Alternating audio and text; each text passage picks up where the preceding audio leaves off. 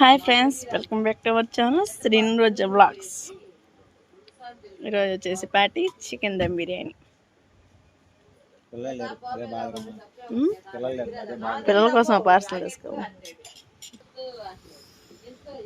Hi అండి, ఎలా ఉన్నారు? బాగున్నారా? అయితే చాలా బాగున్నామండి.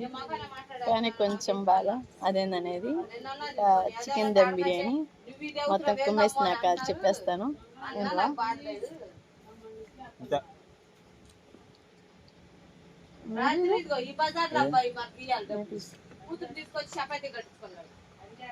నేను అడిగా డబ్బు ఇవ్వాలి కదా, ఇస్తే మనకు బాగుంటుంది కదా, ఛానల్ వద్దు కన్నా గుడ్డు తెచ్చిస్తా. మరి అన్న కూతురు అట్టాగా దొరుకుతున్నా అయ్యాక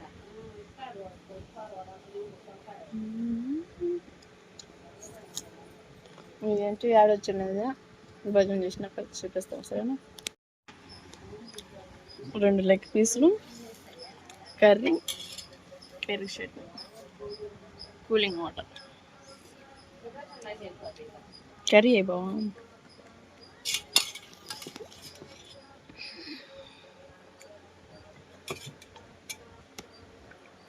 చాలా తినేసి నాకే వేసింది, నువ్వు కూడా వేసుకో. ఇంకా చికెన్ దమ్ బిర్యానీ అయితే తినడం అయితే అయిపోయింది. ఇంకా ఇది వచ్చేసి లక్ష్మి గణపతి ఫ్యామిలీ రెస్టారెంట్, ఇక్కడ చెరుకూరులో ఉందండి. ఇంక మాకు ఏదైనా ఇక్కడే చెరుకూరు బ్యాంకే, అందుకని చెప్పేసి ఇంకా బ్యాంక్ పని మీద వచ్చాము.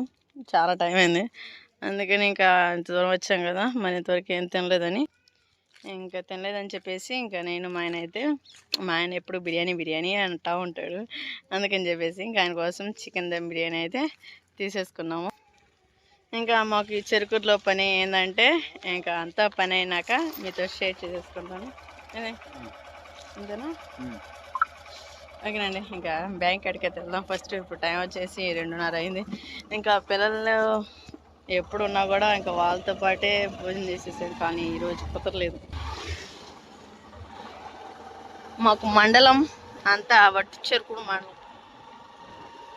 చాలా మంది కామెంట్ చేస్తున్నారండి, మీది ఏ ఊరు అని. మాది గుంటూరు దగ్గరలో వట్టి చెరుకూరు మండలం, సోపాడు గ్రామం మా ఊరు వచ్చేసి.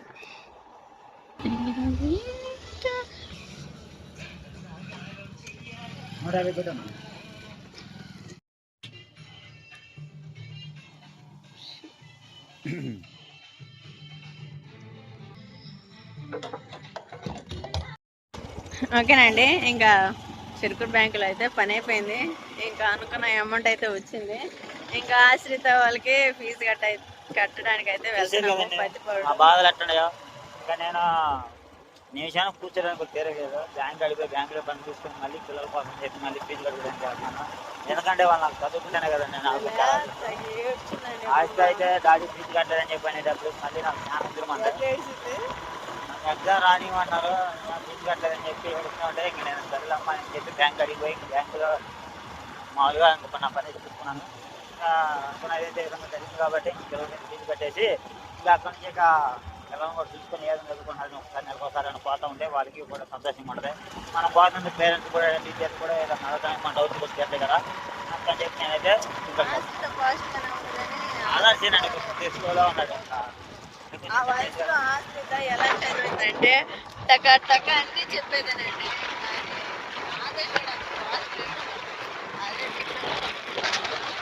యూకేజీ తప్పించి ఆశ్రిత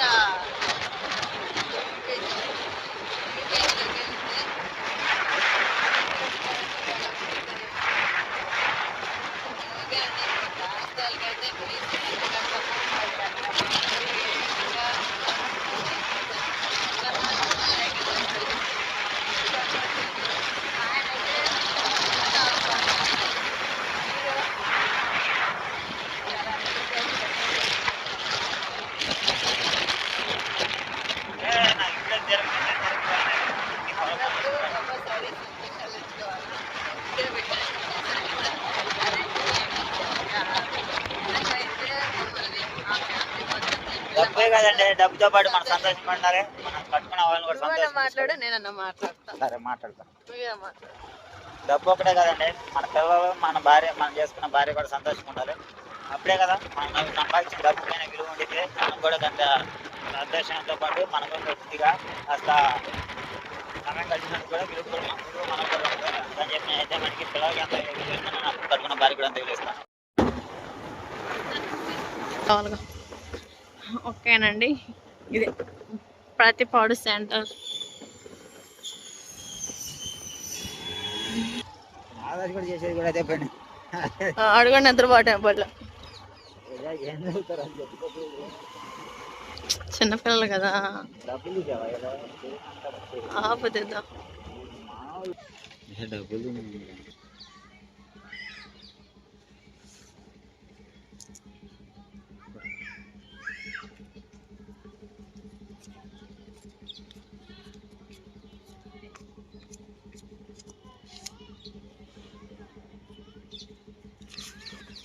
సరే అండి. ఇంకా ఆస్తా స్కూల్ కాడ అయితే వచ్చేసాము. ఇంకా అమౌంట్ అయితే తీసేసారు కదా, ఇంకా స్కూల్ ఫీజు కట్టేసేద్దాము. ఇది మినిమం అయితే 15,000 దాకా ఉన్నాయి. ఇంక ఈ 15,000 అయితే బట్టికి స్కూల్ ఫీజులు కట్టేసి మిగతా అయితే నేను పొలం వేసుకున్నా కదండి, ఇంకా పొలానికి కూడా పెట్టుబడికి కావాలి కదా, ఇంకా అందుకోసం చెప్పి అయితే కొంత అయితే కడుతున్నాను. కొంత మిగతాది అయితే ఇంకా పంట అనేది కట్టేస్తాను. ఇప్పుడైతే స్కూల్ టీచర్ కాడికి వెళ్దాం, మాట్లాడదాం. మరి పిల్లలు ఏ విధంగా చదువుతున్నారు ఏందనేది కూడా మాట్లాడుకొని ఒకసారి ఇంకా ఏదే విధంగా అయితే ఫీజు కూడా కట్టేసి, మరి పిల్లలు కూడా ఒకసారి మనకు ఇప్పుడు కనపడ్డా మటుకు ఇంకా నన్ను వదిలిపెట్టరు. ఇంకా అందుకని చెప్పి ఒకసారి చూసి ఇంకా మన ఇంటికి అయితే వెళ్ళిపోదాం. ఇంటికాడ అయితే అక్కడ పని అక్కడ అయిపోయిందండి, ఇంక చేల పని కూడా ఆడైతే ఆడ అయిపోయింది. ముందుకట్లా చిన్నేసాను, ఇంకా కందిత్తనాలు కూడా నాటుకోవాలి కదా, రేపు పొద్దున అనేది మరి ఇంకా చేసుకోవాలి. ఇంకా అందుకని చెప్పి అయితే సరే, ఫస్ట్ అయితే ఫీజు కట్టేద్దాం లోనకెళ్ళ.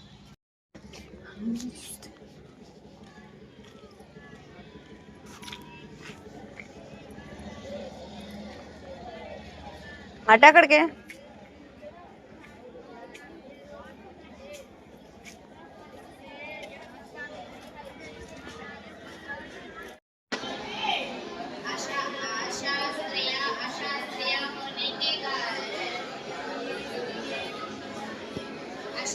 अशास्त्रीय होने